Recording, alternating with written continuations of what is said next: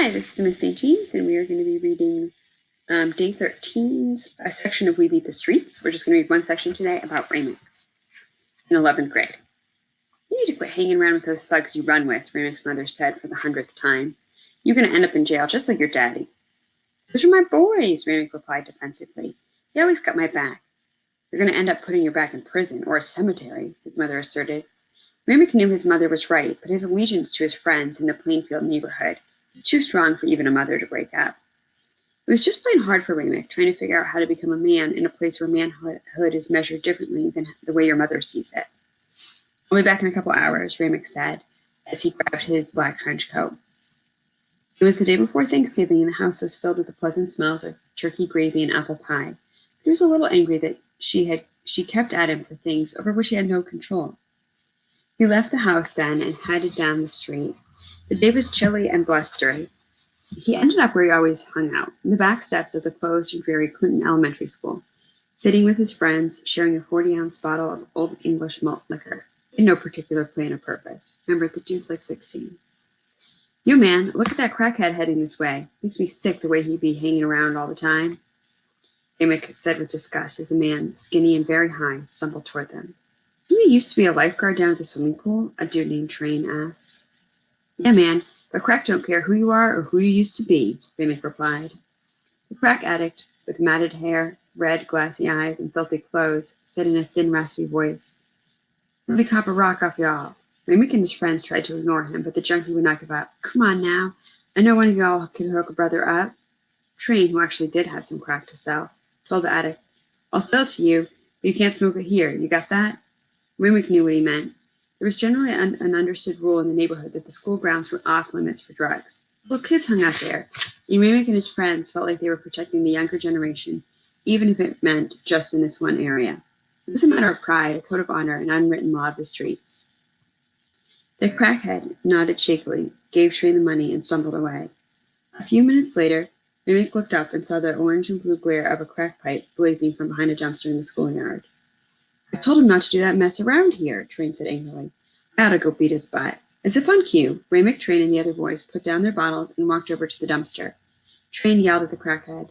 Thought I told you, man. Don't want you smoking that stuff around here. I'm sorry, the trembling crackhead replied, cowering from Train's anger.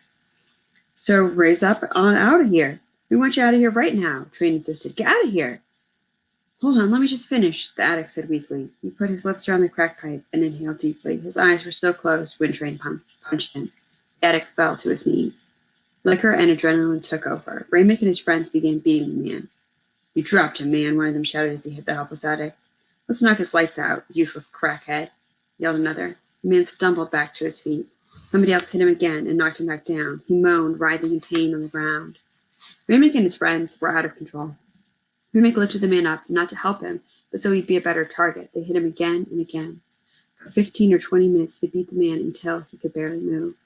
Their anger at the man made no sense, but somehow he represented all the drugs, all the death, all the sorrow that they saw in the streets every day, and their pent-up rage exploded all over the man's body. Suddenly, Raymond reached into the pocket of his trench coat and pulled out a small switchblade. Check this out, he said with bravado as he waved the knife in the air. The looks of awe and admiration on the faces of his friends encouraged him, but Raymond was suddenly afraid. Afraid to use the knife, and afraid not to use it. He jabbed the man in the thigh, hoping inwardly that he had not really injured him. He slipped the knife back into his pocket, trying to appear as cool as the look on the faces of his friends as they admired his courage. He left the man, lying on the sidewalk, bruised and bleeding. Calmly, they walked to the store, bought 3 candy bars, and then sauntered back to the parking lot of the school. It didn't occur to Raymond that anyone would care about the beaten drug addict until he heard the siren of a police car. He was genuinely surprised. What are we going to do? Raymond asked. Should we run? Just play it cool, Train said. They ain't got nothing on us. A police officer approached them. Raymond's heart thudded, but he pretended to look bored. I get a report that some dudes who fit your description beat someone pretty bad, he said. It wasn't us, Raymond told him. The man who got beat up said one of you was wearing a black trench coat and had a knife, the officer said. Raymond felt his knees go weak. The policeman made him stand up and patted him down. He missed the knife. Raymond gave a sigh of relief. Then the second officer said, Let me pat this one down again. You ain't got no knife, Raymond yelled. Your buddy already checked me out. The policeman ignored him. You better not be lying to me, boy. I ain't lying. Ramek said, trembling with fear. Slowly, carefully, the second officer frisked Ramek. He whispers in Ramek's ear, "If I find a knife, I'm going to hurt you." He found the knife. "I told you not to lie to me," the officer said angrily. He threw Ramek up against the police car, then kneed him in the stomach. Ramek groaned in pain and anger and fear as he was handcuffed. The crack addict, who was being wheeled into an ambulance now, looked up and identified Ramek, Train, and the others as the ones who had assaulted him. Ramek and his friends were tossed into the back of a police car and taken down to the station. Ramek, who just a couple of hours ago had left home full of the soothing smells of Thanksgiving dinner, was stuck in the back of a police car that smelled vaguely of sweat, urine, and disinfectant. "That crackhead you beat up is critically injured," a policeman told them when they arrived at the station. "He may die." Ramek shuddered in fear. "What does that mean?" he managed to ask. The policeman didn't blink an eye. "If he dies, you get charged with attempted murder." "Oh my God," Ramek whispered to himself. "Please don't let this man die." "You want to call your mother?" the officer asked. Ramek nodded, called his mother, and tried to explain to her what happened. "We didn't mean to hurt him. We just got carried away," he said to her. He knew. It sounded weak. "Well, why don't you just think about that for a while?" his mother snapped back. "You're not going to come get me?" he asked. "No, I'm not. You sit there for a while and see what jail's really like. Maybe this will teach you a lesson." She hung up the phone. Ramek was taken in handcuffs to a detention center in a nearby town. His mother, who decided at the last minute to come and rescue him, got there too late. Since it was a holiday weekend, Ramek would be forced to stay in jail until Monday. He was placed in a cell with two other boys he didn't know. The cell consisted of a toilet, two cots, both of which were occupied, so the officers told him to sleep on the floor. On Thanksgiving morning, instead of waking up in his own bed to the smells of Thanksgiving and the sound of the football games and parades, Ramek woke stiffly on the cold concrete floor of the jail cell. He spent 4 days in the detention center.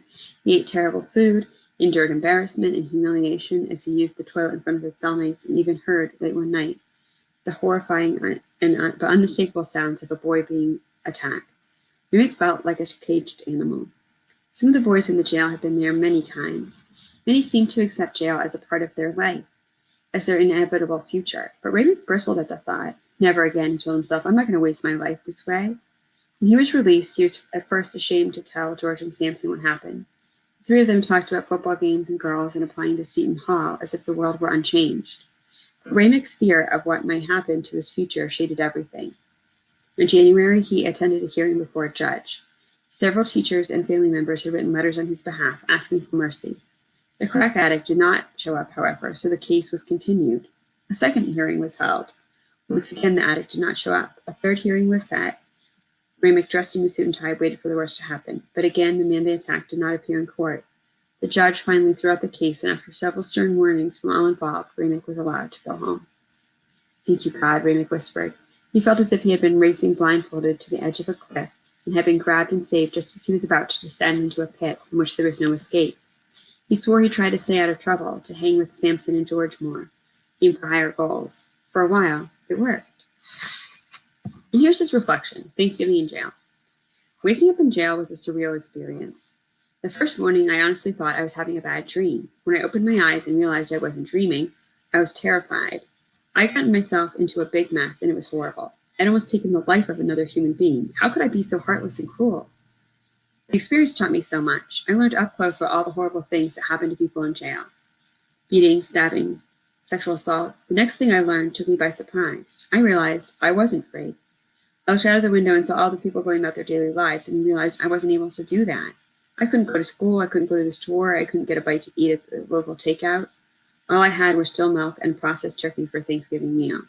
I'd given up on my chance to make choices and freely decide what I wanted to do each day. It was stifling. Finally, I came to a realization that while I was in jail that changed my life forever. When I looked around and saw everyone there with me, I realized none of them was thinking about freedom or choices or even the bad food. They were resigned to this life as if that was how life was supposed to be. They had no goals, no future outside of those jail walls. That disgusted me most of all. With all of that, I prayed to God and asked for his forgiveness. I told him that if he got me out of that mess, I would never go back again. And I never was. It took me some time to get my act all the way together, but after that experience, I was well on my way. The end of day 13's reading.